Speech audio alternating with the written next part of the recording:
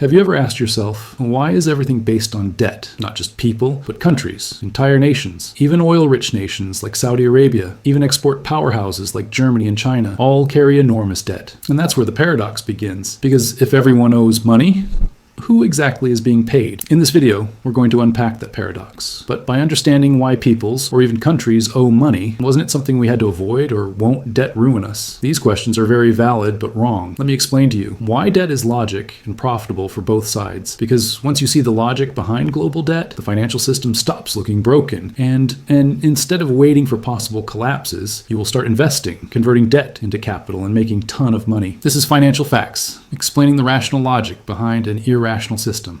At first glance, it will occur to you that big countries like the United States are probably not in debt, but it's totally wrong. If we continue with the same example, the total of America's domestic and foreign debt is over $35 trillion. This is true even for a country like Saudi Arabia, a major oil producer because the market value of oil reserves accounts for 9.87% of global assets, and the Saudis hold 7.89% of them. It suffices to say that America's debts alone account for 3% of the world's assets, because the total value of all global assets, almost $1,189 trillion, and $681 trillion of this is just value of real estate. So if even these countries owe this money, who is the creditor? The answer seems obvious. Banks, investors, governments, someone, somewhere must be on the other side of the ledger. But when you follow the trail carefully, the picture becomes far stranger, because in the modern world, debt doesn't belong to one person, one country, or an institution. It belongs to the system itself. Debt isn't a mistake. It's a design. We're taught to see debt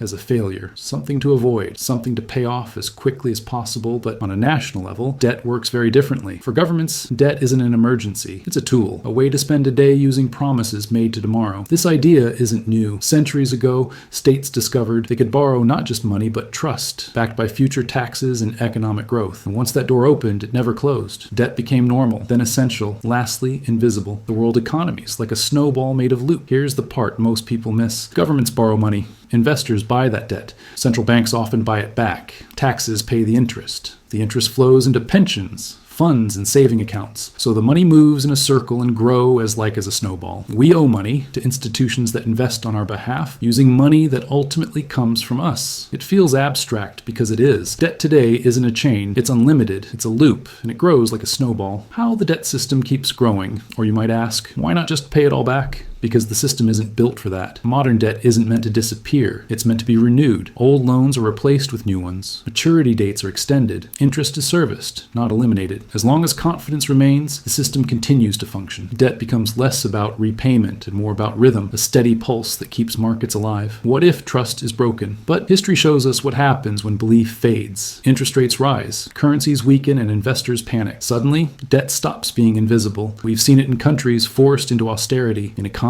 that collapsed under pressure, in societies asked to sacrifice stability for survival. When trust breaks, numbers turn into consequences, and the cost is never shared equally, the quiet truth. So, who is owed the whole world's debt? Not one country, not one bank, not one villain. We owe the system that turns promises into assets and trust into currency. Debt isn't the problem. Blind faith isn't either. The danger lies in forgetting that the entire structure depends on belief. And belief, unlike money, can disappear and collapse the whole system in an overnight. Modern debt isn't about owing money. It's about maintaining confidence in a world built on promises. And as long as that confidence holds, the numbers can keep growing. But once it fades, we're reminded of a simple truth. Every system built on trust eventually asks for proof. Thanks for watching the video. If you love my narration, hit the subscribe and like button. Have a good one.